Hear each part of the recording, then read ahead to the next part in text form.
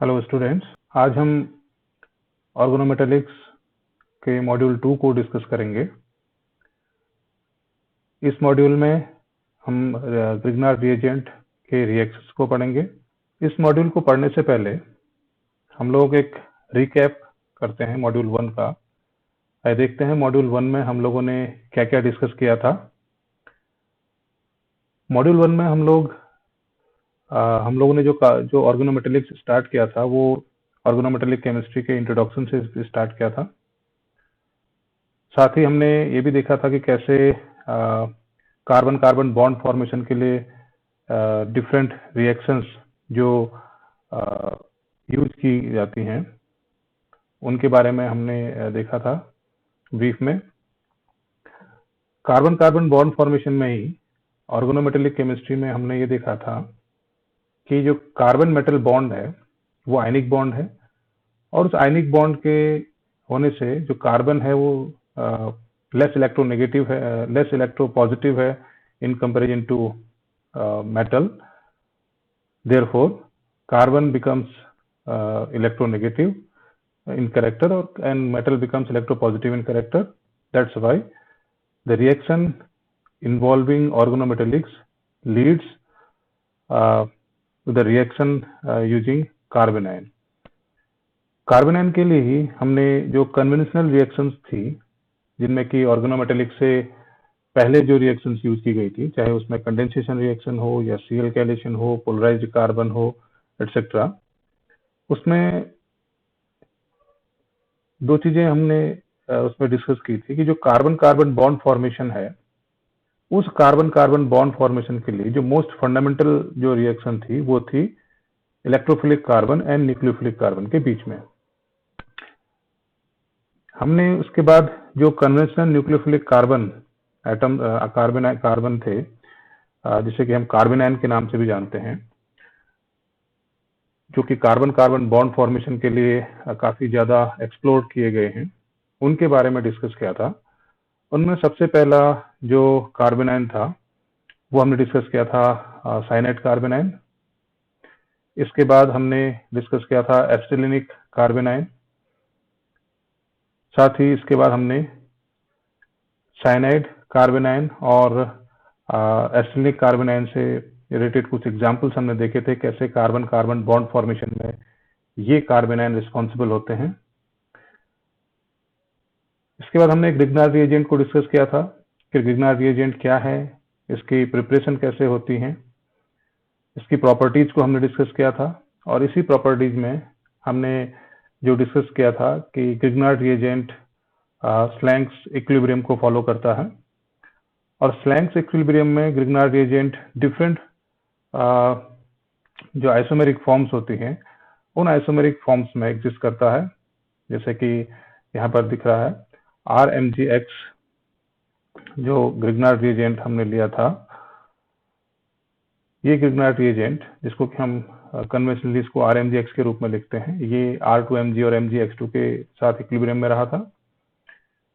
साथ ही R2Mg2X2 भी equilibrium में हमको मिला था। तो ये जो 1, 2, 3 जो स्पीसीज हैं, आइसोमेरिक फॉर्म है, ये फॉर्म फ्रीक्वेंटली एग्जिस्ट करती हैं, जबकि 4 और 5 जो फॉर्म्स होती हैं वो इथरल सॉल्वेंट में ज्यादा डोमिनेट करती हैं इन कंपैरिजन टू THF। इसके साथ ही हमने ये भी देखा था कि कैसे इथरल सॉल्वेंट में ग्रिग्नार्ड रिएजेंट सॉल्वेंट के साथ Lewis acid Lewis base kind of charge transfer complex को डेवलप करता है। ये charge transfer complex Grignard reagent के किसी भी फंक्शनल ग्रुप के साथ रिएक्शन करने में जो इसका माइग्रेशन होता है और जो मैग्नीशियम का जो इंसर्टन होता है उसमें हेल्पफुल रहता है। साथ ही इसकी बेसिक प्रॉपर्टीज को भी हमने देखा था कैसे ये बेसिक इन नेचर भी होते हैं। इसके साथ ही साथ हमने जो पिछले मॉड्यूल को हमने जो लास्ट जो पॉइंट था जो हमने डिस्कस किया था वो ये था कि ग्रिग्नार्ड रिएजेंट की रिएक्शंस कौन कौन सी होती हैं। एक हमने उसका आपको एक रोड मैप जैसा एक हमने वहाँ पर रिप्रेजेंट किया था कि Grignard reagent different functional group के साथ रिएक्शन करके किस तरह से प्रोडक्ट्स को परफॉर्म करता है। इसकी रिएक्शन कार्बोनिल के साथ होती है, जैसा कि आपको यहाँ पर दिख रहा है। ये कार्बोनिल कार्बन है, कार्बन कार्बन के साथ इसकी रिएक्शंस होती हैं। सिंस R जो यानी कि ग्रिग्नार्ड रिएजेंट का जो अल्काइल पार्ट होगा ये इलेक्ट्रोनेगेटिव होगा और ये इलेक्ट्रोपॉजिटिव है। देयरफॉर नेगेटिव किसी भी इलेक्ट्रोफिलिक एंड, ये एंड इलेक्ट्रोफिलिक कार्बन है, इस पर अप्रोच करेगा तो करस्पॉन्डिंग न्यूक्लियोफिलिक एडिशन रिएक्शंस होंगी यहाँ पर। न्यूक्लियोफिलिक एडिशन में का एल्डिहाइड, फॉर्मेल्डिहाइड, इवन आप प्राइमरी एल्डिहाइड भी ले सकते हैं, कीटोन, इनके साथ रिएक्शन करके करस्पॉन्डिंग अल्कोहल्स को प्रोड्यूस करते हैं, जिसमें कि कार्बन का एक कार्बन आप वहां पर इंक्रीज कर सकते हैं। फॉर्मेल्डिहाइड से मिथेनॉल, अगर आप यहाँ पर एस्टेल्डिहाइड लेते हैं तो आपको इथेनॉल मिलेगा और आइसोप्रोपेनॉल। सिमिलरली आप कीटोन या एसीटोन लेते हैं तो एसीटोन के साथ यहाँ पर टर्शरी ब्यूटेनॉल हमें यहाँ पर मिलता है। इसी तरह से हमने रिएक्शन देखी थी, जैसे डिस्कस किया था कि लीविंग ग्रुप के साथ, leaving group containing carbonyl compound के साथ जब रिएक्शन करेगा, जैसा कि ये लीविंग ग्रुप है, यहाँ पर Y लीविंग ग्रुप है, यहाँ पर NH2 NR2 लीविंग ग्रुप है और यहाँ पर ये लीविंग ग्रुप है। तो इनके साथ रिएक्शन करके करस्पॉन्डिंग कार्बोनिल कंपाउंड्स को ये प्रोड्यूस करते हैं। साथ ही कार्बन डाइऑक्साइड के साथ कार्बोक्सिलिक एसिड, कॉन्जुगेट जो हमारे पास इनोन थे, इन कॉन्जुगेट इनोन में जो ग्रिग्नार्ड रिएजेंट की रिएक्शन को हमने डिस्कस किया था, उसके लिए कहा था कि भाई सीरियम 3 की प्रेजेंस में अगर रिएक्शन होगी तो इसे हम 1,2 एडिशन देगा, और अगर कॉपर 1 की प्रेजेंस में रिएक्शन होगी तो ये 1,4 एडिशन देगा। आज के मॉड्यूल में हम इन रिएक्शंस को डिस्कस करेंगे कि कैसे रिएक्शन परफॉर्म होती है, और कुछ इसके एडवांस एग्जांपल्स भी हम देखेंगे, जहां पर कि आपको देखने को मिलेगा कि किस तरह से रेडियो सेलेक्टिविटी और स्टीरियो सेलेक्टिविटी इन्वॉल्व होती है। आज के मॉड्यूल को स्टार्ट करने से पहले पिछले मॉड्यूल में एक करेक्शन आप लोग कर लीजिएगा। पिछले मॉड्यूल में स्लाइड नंबर 7 एग्जाम्पल नंबर 2 में एक जो करेक्शन है, उस एग्जाम्पल में यहाँ पर ये आयोडीन होना चाहिए, जो कि वहाँ मिसिंग है। Butyl lithium being basic in nature, ये जो हाइड्रोजन है, इस हाइड्रोजन को यहाँ से लेके जाएगा। As a result carbon will become carbanion. Second step में this carbanion will interact at this carbon, and as a result this iodide will remove, and finally we'll get this coupled product। हमको ये product मिलेगा। तो इसकी mechanism आप जब लिखेंगे तो उस समय ये करेक्शन कर लीजिएगा कि पिछले एग्जाम्पल में जो आयोडीन है ये यहाँ पर मिसिंग है, उसको आप करेक्ट करके इस एग्जाम्पल को आप करेक्ट कर लीजिएगा। आज के इस मॉड्यूल में हम जो रिएक्शन स्टार्ट करने जा रहे हैं वो रिएक्शन होगी reaction of carbonyl compound with Grignard reagent. इसे हम एसाइल एडिशन के नाम से भी जानते हैं, जैसा कि यहाँ पर दिखाया हुआ है एसाइल एडिशन। इस रिएक्शन में आपको देखने लग रहा कि ये जो Mg है ये इलेक्ट्रोपॉजिटिव है, इलेक्ट्रोनेगेटिव। इसमें this is delta negative, delta positive. तो आसानी से आप इसको न्यूक्लियोफिलिक एडिशन परफॉर्म करा सकते हैं। होना क्या चाहिए कि carbon of this alkyl part will have to interact with this carbon, electrophilic carbon, and this MgBr will have to interact with this oxygen, and after hydrolysis we will get this product। इसकी mechanism अगर हम discuss करते हैं तो SB and coworkers, इन्होंने जो इनकी mechanism suggest किया है उस मैकेनिज्म को देखते हैं। In first step this ketone will interact with given Grignard reagent, and oxygen being highly electronegative, it will first interact with this magnesium via to form a complex kind of thing. This is Lewis acid, so Lewis base complex will form. After this complex formation, a transition state is developed over here, which is proposed by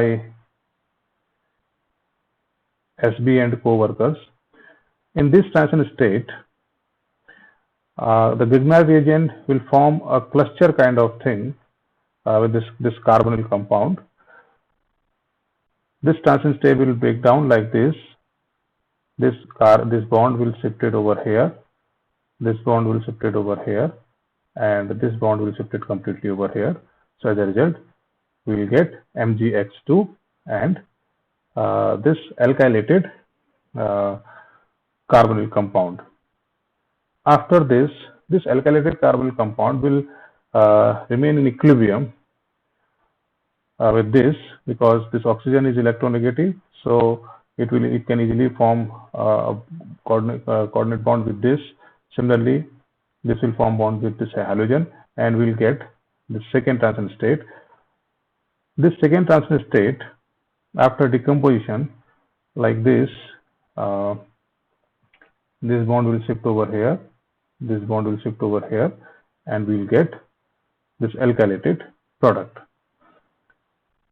On hydrolysis of this alkylated product, we'll have hydrolysis over here. So OH will move here, H will move here, we'll get final product, this alcohol.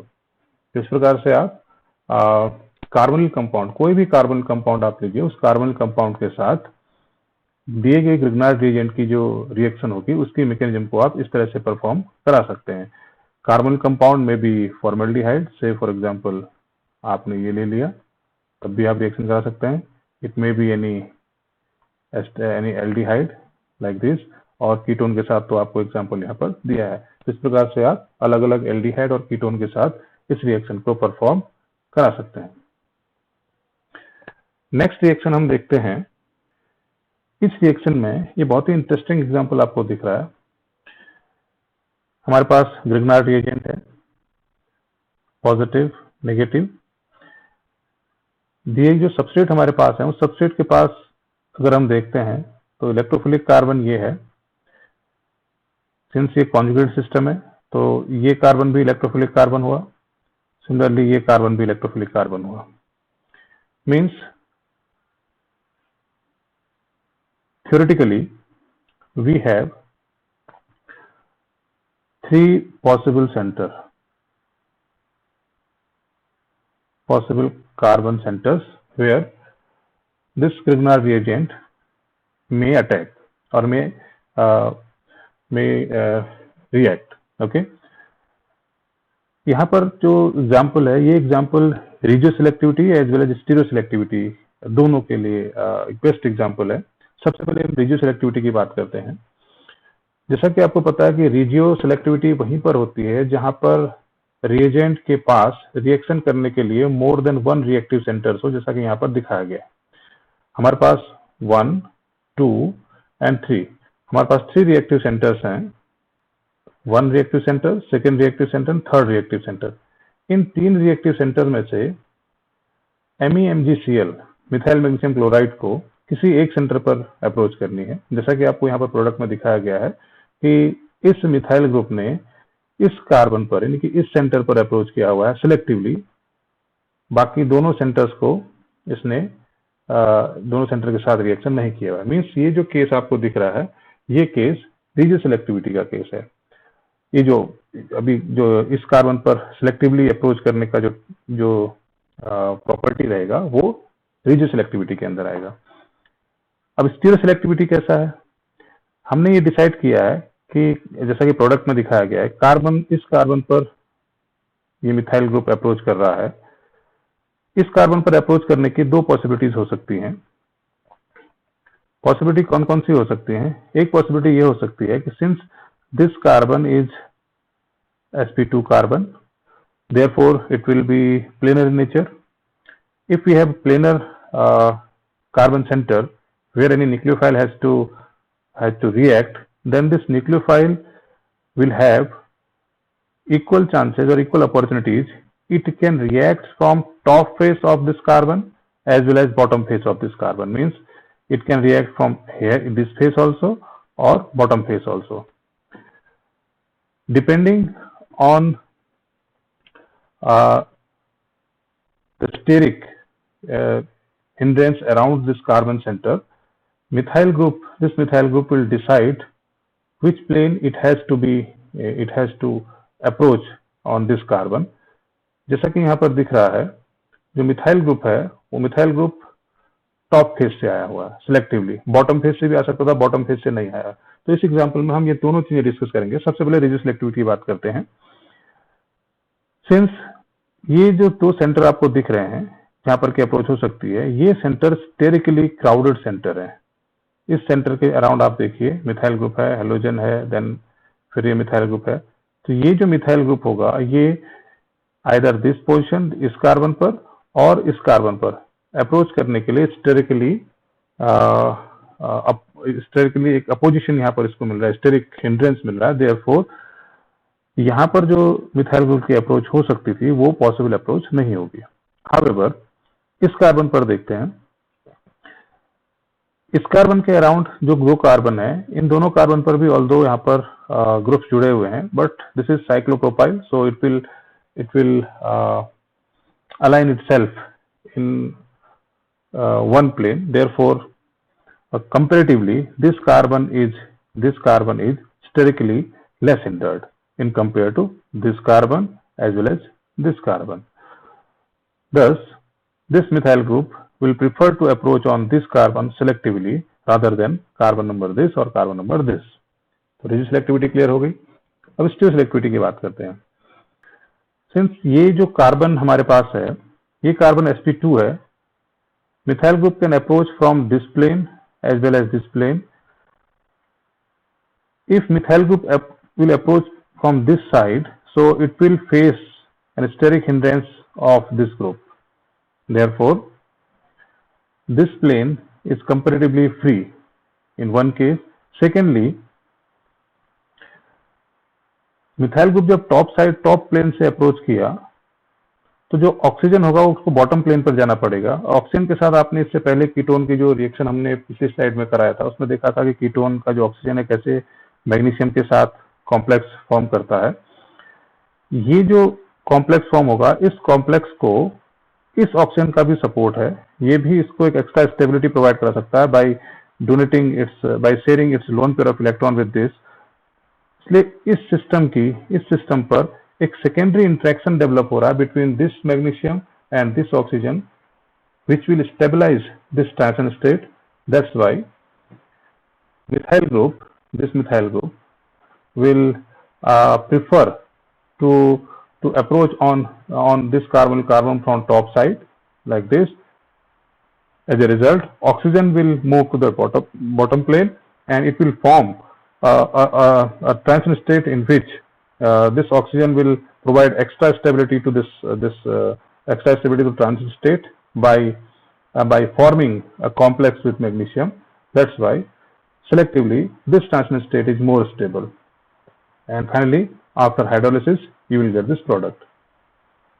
Question ये आता है कि क्या होगा कि अगर question ये है कि what will happen if this methyl group will approach from bottom plane.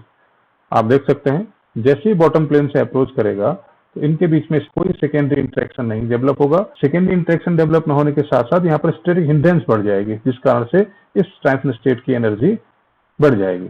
हमने ये भी पढ़ा था कि जब हम लोग प्रीवियस कोर्स में जब हमने पढ़ा था कर्टिन-हैमेट प्रिंसिपल, तो कर्टिन-हैमेट प्रिंसिपल में हमने पढ़ा था कि most stable transition state will lead the stable product और मेजर प्रोडक्ट।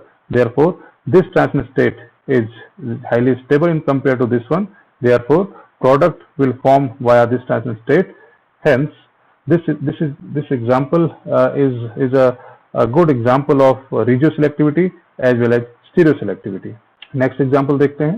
Next example में जैसा कि यहाँ पर आपको दिख रहा है, ये जो कीटोन है, ये कीटोन असाइक्लिक है, असाइक्लिक कीटोन है। असाइक्लिक कीटोन होने के साथ साथ ये फ्लेक्सिबल है। Flexible means it can move into the plane because it is carbon single bond system or acyclic system. Grignard reagent जो हमारे पास विनाइल मैग्नीशियम ब्रोमाइड है, this is negative, this is positive. ये नेगेटिव को इस carbon पर approach करना है। Therefore, this negative carbon is free to approach on this carbon via top phase or bottom phase. जब हमारे पास इस तरह की इक्वल अपॉर्चुनिटीज रहती हैं तो जो प्रोडक्ट हमारे पास फॉर्म होते हैं वो प्रोडक्ट आइसोमर्स फॉर्म होते हैं। सिंस यहाँ पर जो आइसोमर फॉर्म होना है वो डायस्टेमर फॉर्म होंगे, इसलिए जो ये रिएक्शन होगी इस रिएक्शन में हमको डायस्टेमरिक मिक्सचर हमें यहाँ पर मिलेगा। मैकेनिज्म उसकी वही रहेगी जैसे कीटोन के केस में इससे पहले एग्जाम्पल में हमने देखा था कि जब टॉप फेज से अप्रोच करेगा तो टॉप फेज से अप्रोच करने में आपको दिख रहा होगा, टॉप फेज से अप्रोच करेगा, जब टॉप फेज से अप्रोच करेगा तो ये रहेगा, देन उस समय OH जो है वो बॉटम फेज पर जाएगा, मैं ये वाला डायस्टेमर मिलेगा। When this vinyl magnesium bromide reacts from a bottom phase, then the OH will move to the top phase, hence we will get this isomer.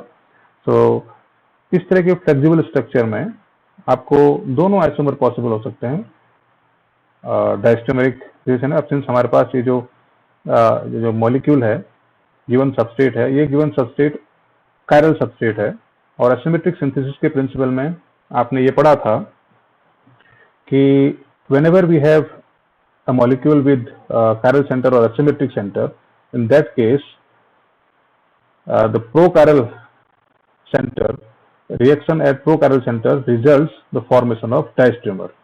अगर ये सेंटर यहाँ पर नहीं होता, ये भी अकायरल होता, तब हमें यहाँ पर एनेंटियोमर मिलते। ये एसिमेट्रिक सिंथेसिस के जो प्रॉपर्टीज हैं वहां पर आपने पढ़ा हुआ है। अब देखते हैं कि कीटोन के साथ रिएक्शन में हम देख रहे हैं कि what will happen if given ketone is bulkier and Grignard reagent has no beta hydrogen. Beta hydrogen का मीनिंग क्या हुआ कि if we have this CH3MgH, this is alpha carbon. Alpha carbon के hydrogen are alpha hydrogen. Okay? अगर मेरे पास ये हो जाए CH3 CH2 MgX, then this is alpha, this is beta. इसके जो हाइड्रोजन होंगे इसको हम बीटा हाइड्रोजन कहेंगे। तो कंडीशन ये है कि if ketone is bulkier and Grignard reagent has no beta hydrogen, means Grignard reagent के पास बीटा हाइड्रोजन नहीं है, मींस इस तरह का कोई ग्रिग्नार्ड रिएजेंट रहेगा और ये ग्रिग्नार्ड रिएजेंट नहीं है इसमें। कीटोन बल्कियर होगा, बल्कियर का मतलब कि सिंस जो रिएक्शन हम पढ़ रहे हैं R dash double bond O, तो ये जो कीटोन है, ये जो R ग्रुप है, ये बल्की ग्रुप होंगे। अगर इस तरह की सिचुएशन होगी तो जो ग्रिग्नार्ड रिएजेंट की उस कीटोन से अप्रोच होगी, न्यूक्लियोफिलिक एडिशन होगा, वो न्यूक्लियोफिलिक एडिशन किस तरह से होगा, उसके बाद nucleophilic attack on carbonyl carbon get suppressed, means ऐसे केस में न्यूक्लियोफिलिक अटैक इस ग्रिग्नार्ड रिएजेंट इस कार्बन पर पॉसिबल नहीं होगा, यानी कि उसका रेट स्लो हो जाएगा। तब उस केस में साइड रिएक्शंस यहाँ पर इन्वॉल्व होती हैं। आइए देखते हैं वो साइड रिएक्शंस कौन सी होती है।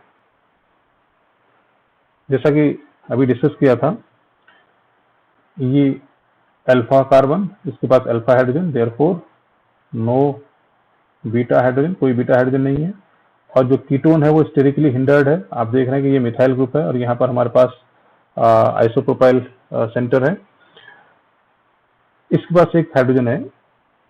न्यूक्लियोफिलिक अटैक, सिंस जनरल जो कार्बन की रिएक्शन होती है वो रिएक्शन ये है कि when you have this carbonyl compound RCOR dash and if you have this R double dash MgX, then the reaction will be this R will approach on this carbon like this and you will get final product ROH, R dash and R double dash.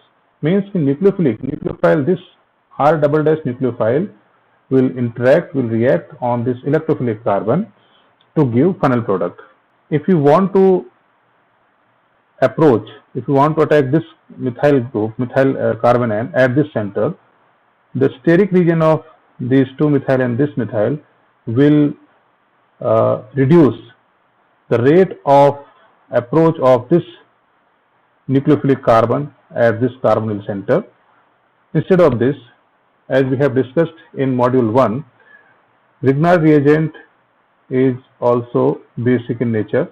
Therefore, the basic nature of this Grignard reagent will come into the play and it will take up this proton because this carbon is active methane carbon.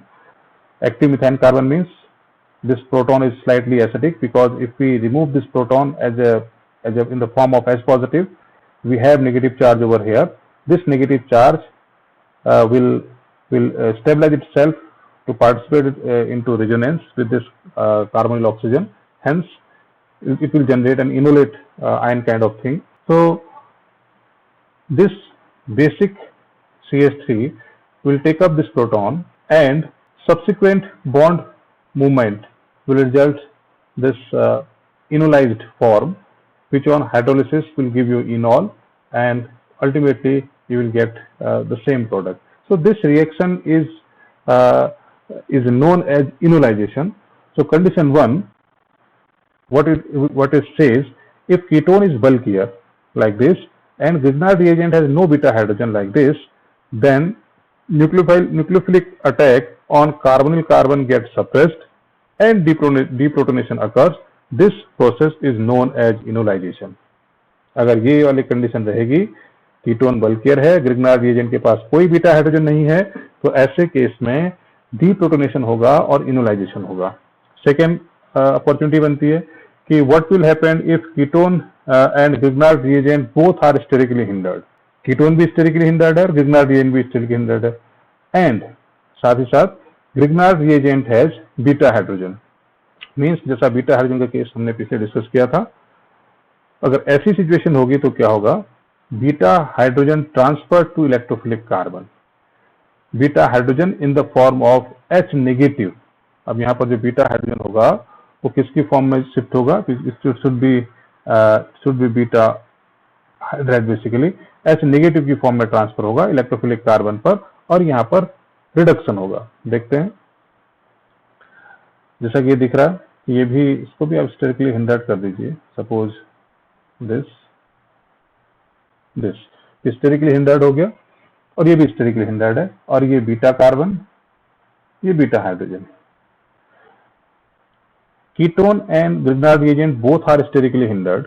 In that case hydride, beta hydride will transfer to this electrophilic carbon, because hydride का size छोटा होता है in compare to, आप देख रहे हैं कि ये कार्बन नेगेटिव है, और अगर मैं इस पूरे सिस्टम को, जो आपको यहाँ से दिख रहा है, इस पूरे सिस्टम को मैं एज ए न्यूक्लियोफाइल मानता हूँ ये, तो ये न्यूक्लियोफाइल को इस कार्बन सेंटर पर अप्रोच करना इजी नहीं रहेगा, बिकॉज ऑलरेडी ये स्टेरिकली हिंडर्ड है और इतना बल्कियर ग्रुप यहाँ पर अप्रोच नहीं कर सकता. इन that case this carbon is negative, therefore this carbon is slightly positive, hydrogen on this carbon will be negative.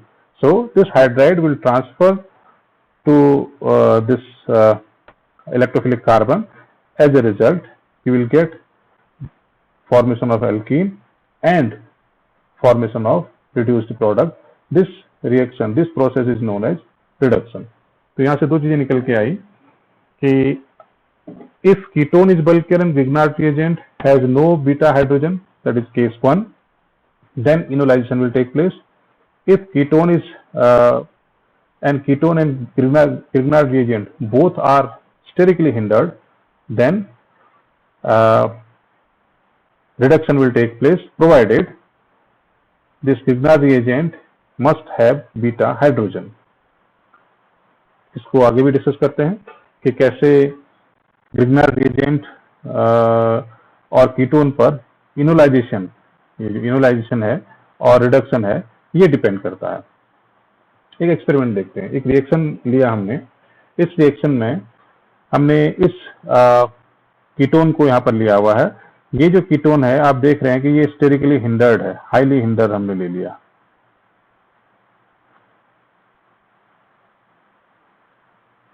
Highly hindered ketone ले लिया. अब हम RMGX, हम केवल जो ग्रिग्नार्ड रिएजेंट है उस ग्रिग्नार्ड रिएजेंट के इस R ग्रुप को वेरी करा के देख रहे हैं कि R ग्रुप को हम अलग अलग R ग्रुप लेंगे, उसके हिसाब से देखेंगे कि यहाँ पर कौन कौन सा प्रोडक्ट बन रहा है. ये जो प्रोडक्ट आपको दिख रहा है, ये प्रोडक्ट है, पहला प्रोडक्ट है सिंपल न्यूक्लियोफिलिक एडिशन. ये क्या है? न्यूक्लियोफिलिक एडिशन प्रोडक्ट है. ये जो प्रोडक्ट है ये है इनोलाइजेशन, और ये है तीसरा, ये रिड्यूस्ड फॉर्म, ये रिडक्शन की फॉर्म. ग्रिग्नार्ड रिएजेंट को वेरी करा रहे हैं. ग्रिग्नार्ड रिएजेंट को वेरी कराने में सबसे पहले हम इस ग्रिग्नार्ड रिएजेंट को लेते हैं. इसमें आपको दिख रहा होगा कि ग्रिग्नार्ड रिएजेंट जो है वो स्टेरिकली हिंडर्ड नहीं है और ग्रिग्नार्डियन के पास बीटा हाइड्रोजन भी नहीं है, क्योंकि ये जो कार्बन है ये अल्फा कार्बन है, इस पर जो हाइड्रोजन होंगे वो अल्फा कार्बन होंगे, अल्फा हाइड्रोजन होंगे। जब इस तरह का केस होगा कि ग्रिग्नार्ड रिएजेंट बहुत सिंपल ग्रिग्नार्ड रिएजेंट है, हिस्टेरिकली अनहिंडर्ड है, ऐसे केस में आपको 100 पर almost exclusively nucleophilic addition product ही मिलेगा, no enolization, no reduction. However, when we have this Grignard reagent, we have replaced R with this tertiary butyl group. In tertiary butyl group, you have bulkier Grignard reagent as well as Grignard reagent has beta hydrogen. एक को आप यहाँ mention किया गया, A stand for beta hydrogen, B stand for no beta hydrogen. इसका beta hydrogen भी है। जब बीटा हाइड्रोजन भी होंगे और बल्कियर भी होगा, उसके केस में इनोलाइजेशन रिडक्शन होना चाहिए, लेकिन यहाँ पर इनोलाइजेशन भी आपको थोड़ा बहुत मिलेगा। केस नंबर थर्ड आपको दिख रहा है। केस नंबर थर्ड में हमने जो ग्रुप लिया हुआ है उस ग्रुप में ग्रिग्नार्डियन बल्कियर है, पर उसके बाद बीटा हाइड्रोजन नहीं है। ऐसे केस में 90% आपको इनोलाइजेशन मिलेगा। यही इससे पहले वाली स्लाइड में भी हमने कहा था, if Grignard reagent, if ketone is sterically hindered, Grignard reagent has no beta hydrogen, in that case inoloyation take place. If Grignard reagent as well as ketone both are sterically hindered and Grignard reagent has beta hydrogen, then reduction will also perform. In this case, a small amount of enolized product will also form. यही हमने यहाँ पर text में भी इसी को mention किया हुआ है। एसाइल एडिशन के बाद जो हमने इससे पहले रिएक्शनें पढ़ी, इसमें कि कार्बोनिल कार्बन पर हमने ग्रिग्नार्ड रिएजेंट की रिएक्शन कराई थी, वहां पर सिंपल न्यूक्लियोफिलिक एडिशन हम लोगों ने देखा। ये जो एग्जाम्पल है, इस एग्जाम्पल में न्यूक्लियोफिलिक एडिशन के साथ साथ एलिमिनेशन भी होता है, तो ओवरऑल जो प्रोडक्ट मिलता है वो सब्स्टिट्यूट प्रोडक्ट मिलता है, जिसे कि हम इसलिए इस रिएक्शन को एसाइल सब्स्टिट्यूशन रिएक्शन के नाम से जानते हैं। जब भी कोई कार्बोनिल कंपाउंड आपको मिलेगा जिसमें कि इस तरह से कोई गुड लिविंग ग्रुप हो, और ये वाई जो गुड लिविंग ग्रुप है कौन कौन से हो सकते हैं, ये हो सकते हैं इस तरह से OR एल्कोक्सी ग्रुप, ये हो सकते हैं halogen, halogen means ClBr, Cl and Br और इवन आयोडीन। इसके अलावा OTS, इसके अलावा NR2 ये भी हो सकता है, और N C double bond O R H amide group. तो ये सारे ग्रुप जो है ये गुड लिविंग ग्रुप की कैटेगरी में आते हैं। अगर ये लिविंग ग्रुप यहाँ पर जुड़ा रहेगा तो जो ग्रिग्नार्ड रिएजेंट की रिएक्शन होगी वहां पर न्यूक्लियोफिलिक एडिशन के बाद एलिमिनेशन यहाँ पर परफॉर्म होता है। पहला स्टेप तो वही कॉमन रहेगा कि ग्रिग्नार्ड रिएजेंट का ये नेगेटिव पार्ट इस कार्बन पर अप्रोच करेगा और अल्टीमेटली ये MgBr ये जो है MgBr इसके साथ जुड़ेगा, तो आपको ये प्रोडक्ट मिला। इस प्रोडक्ट में मिलने के बाद क्या होगा कि ये बॉन्ड शिफ्ट होगा इस तरह से और ये लिविंग ग्रुप यहाँ से छोड़ के जाएगा। अल्टीमेटली आपको फिर से एक नया कीटोन मिलेगा। दोनों सबस्ट्रेट आपने लिया था इसमें और फर्स्ट स्टेप के प्रोडक्ट में अगर आप देख रहे हैं तो यहाँ पर जो Y हमने लिया था, इस Y को इस CH3 ग्रुप ने सब्स्टिट्यूट कर दिया है, तो इसलिए इसको हम एसाइल सब्स्टिट्यूशन भी कहते हैं। इस एसाइल सब्स्टिट्यूशन में हम देख रहे हैं कि हमको फिर से एक कीटोन मिला है। अगर गिवन जो कंडीशन है उसमें ग्रिग्नार्ड रिएजेंट की एक्सेस अगर आपके पास होगी, then the second mole of Grignard reagent will further reacts with this carbonyl carbon to give you a tertiary alcohol. This is the final product of acyl substitution. दो चीजें यहाँ पर आपको ध्यान में रखनी होंगी। If only one equivalent of Grignard reagent is given, then reaction will stop at acyl substitution step. However, if more than one equivalent Grignard reagent is given, then reaction will go forward to give you the corresponding alcohol as final product. ये आपको ध्यान में रखना पड़ेगा। कुछ examples देखते हैं, जैसा कि ये एग्जांपल दिख रहा है। इस एग्जांपल में ग्रिग्नार्ड रिएजेंट हमारे पास है और ग्रिग्नार्ड रिएजेंट हमें दिख रहा है कि एक्सेस में लिया हुआ है। ये ग्रिग्नार्ड रिएजेंट फर्स्ट अप्रोच करेगा इस कार्बन पर, then it will shift like this and you will gate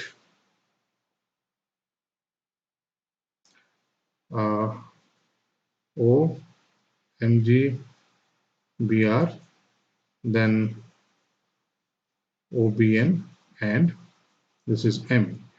OBN को आप बेंजाइल, ये बेंजाइल प्रोडक्शन या बेंजाइल ग्रुप भी हम कहते हैं। सेकेंड स्टेप में this bond will shift over here and this will move from here. Ultimately you will get another ketone over here like this.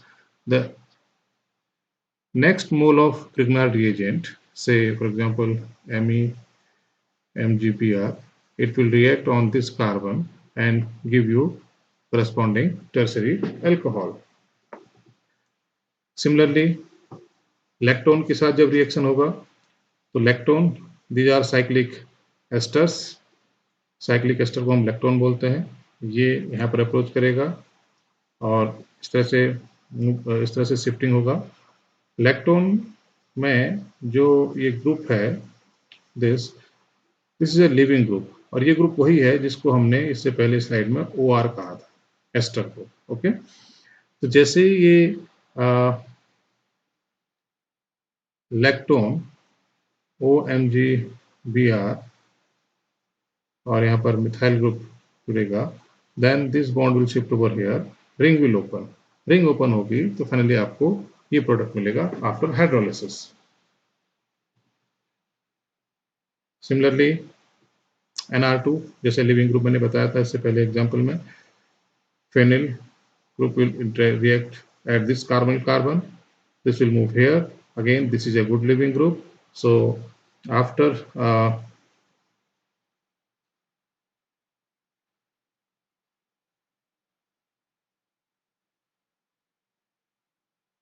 this should be MgBr, so it will move here, this will get like this and finally you will get this ketone.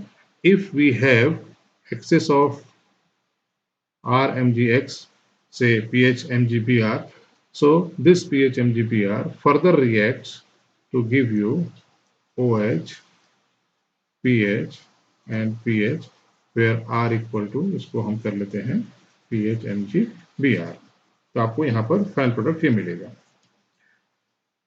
Similarly यहाँ पर इस example में ये जो group दिख रहा है आपको, ये लिविंग ग्रुप है। इस कार्बन पर अप्रोच होगी, ये जो विनाइल मैग्नीशियम ब्रोमाइड है 1,1 डाइमिथिल विनाइल मैग्नीशियम ब्रोमाइड, और इसको हम जैसे ही इस पर अप्रोच करेगा ये इधर शिफ्ट होगा, फाइनली लिविंग ग्रुप छोड़ के जाएगा, तो आपको ये अल्टीमेटली, क्योंकि ये 1 इक्विवेलेंट लिया हुआ है तो रिएक्शन कीटोन पर आके रुक जाएगी। अगर आप इसको एक्सेस लेंगे तो इसके आगे भी रिएक्शन परफॉर्म हो सकती है। ये कुछ एग्जाम्पल थे एसाइल सब्स्टिट्यूशन के, आप इनके मैकेनिज्म को खुद से ड्रॉ करके इनकी प्रैक्टिस भी कर सकते हैं। अनदर एग्जाम्पल, जो लिविंग ग्रुप हेलोजन यहाँ पर है, ये हेलोजन भी लिविंग ग्रुप है। This carbon is negative, so this will approach on this carbon first, it will move here, and once it will move like this, then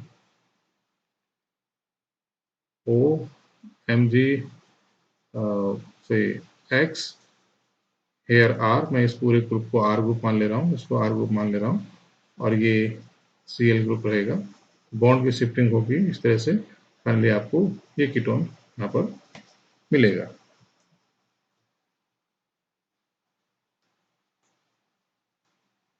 In this example, it looks like this is OR group.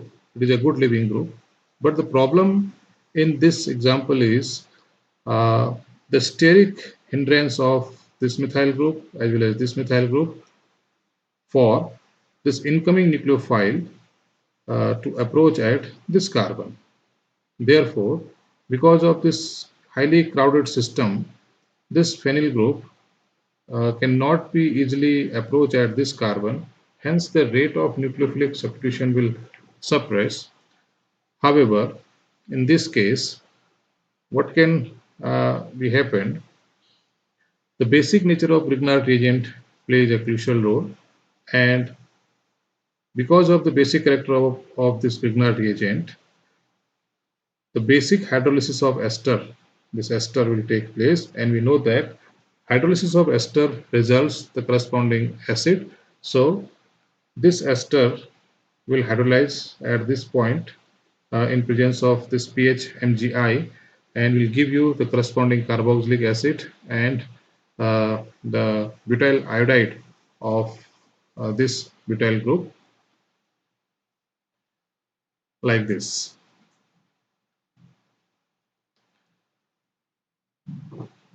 इस example में ये जो example है ये lactam है, इसे कहते हैं लैक्टम। जैसे हमने साइक्लिक एस्टर को लैक्टोन कहा था, उसी प्रकार से साइक्लिक जो एमाइड होते हैं, साइक्लिक एमाइड को हम लैक्टम कहते हैं।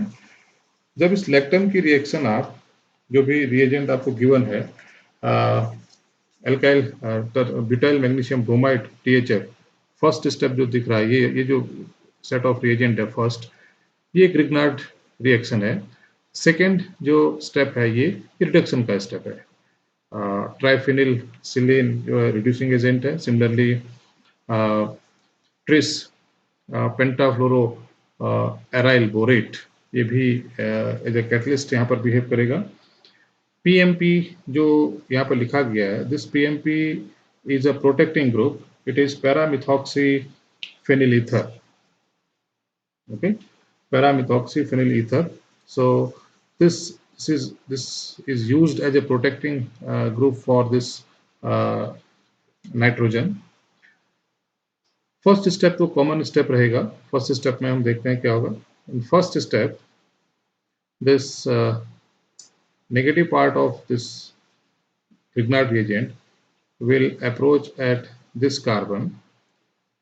So ultimately what will happen? A simple nucleophilic addition will occur. After this, lone pair of nitrogen will participate to form N double bond C. As a result, this group will eliminate. Since the nucleophilicity of nitrogen is usually higher in compared to oxygen, that's why this kind of migration is possible at this stage. And after this migration, we'll have this imine derivative, which on reduction will give us the final product. Okay, so as compared to normal ester or normal amide or acyclic amide, cyclic amide, which are called lactone, they behaves somewhat different way towards the Grignard reagent, and instead of elimination of this this amide group, elimination of this group, the lone pair of this nitrogen participate to enforce the elimination of this oxide of magnesium. So ultimately, the final product is this amine.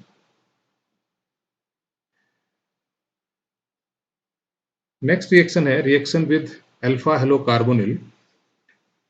इस alpha hello carbonyl में Grignard reagent के लिए reaction करने के लिए 2 possible sites available हैं। अब वो 2 पॉसिबल साइट कौन-कौन सी हैं? एक तो इलेक्ट्रोफिलिक कार्बन हमारे पास ये दिख रहा है, एक इलेक्ट्रोफिलिक कार्बन ये है और दूसरा इलेक्ट्रोफिलिक कार्बन ये है। इन दोनों केसेस में since this electrophilic carbon is also not very sterically hindered and it is easily available. Grignard reaction या रिएजेंट की जो एफिनिटी होती है वो हेलोजन के करस्पॉन्ड बहुत ज़्यादा होती है। Therefore, instead of approaching at this carbon, so Grignard reagent will prefer to approach on this carbon. As a result, simple SN2 reaction takes place and this SN2 reaction leads the formation of this substituted product. As I mentioned, there are 2 electrophilic sites. One is carbonyl carbon, other is halogen bearing carbon. Halogen bearing carbon is more susceptible to attack of Grignard reagent and phenyl group is present. If phenyl group is present at this point, this phenyl group enhances the rate of dehalogenation. Why it is? Because this is electron withdrawing group. This is an electron withdrawing group. So this electron withdrawing group, or you can say that this will participate in conjugation with this ketonic part like this. C double bond O Cl इस तरह से participate करेगा और इसका result क्या आएगा? इसका result ये आएगा नेगेटिव Cl, से दिस इज पॉजिटिव। इस कार्बन की इलेक्ट्रोफिलिसिटी रिड्यूस होगी बिकॉज यहाँ की ओर इलेक्ट्रॉन का फ्लो जा रहा है। ये इलेक्ट्रॉन अपनी ओर विड्रॉ करेगा।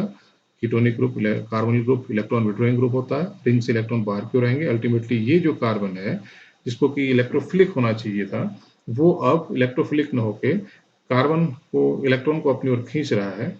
That's why the presence of this phenyl group reduces the reactivity of this carbonyl carbon towards Grignard reagent. Ultimately, अब यहाँ पर जो हेलोजन है ये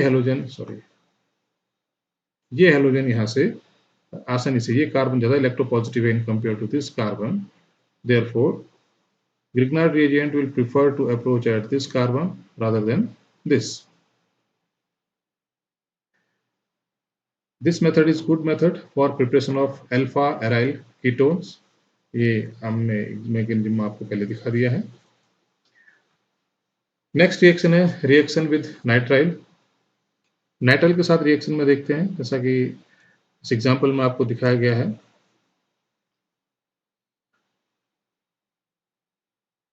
approach of this nucleophilic carbon on this electrophilic carbon will take place and the formation of this imine. This imine on hydrolysis will give you corresponding ketone. So it is a very simple reaction since it is used to increase the functionality on any compound. That's why this reaction is incorporated over here. I think this is the last example of today's class. Again, this is CN. So Grignard reagent will react on C triple bond N. This is again N and pH Mg Br.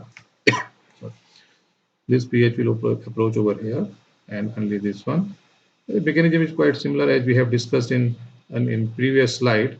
Just you can practice these reactions by your own so that you will get more familiar with the working of Grignard reagent with different functional groups. This is pH and hydrolysis of H3O positive will lead the final product. This is OBN.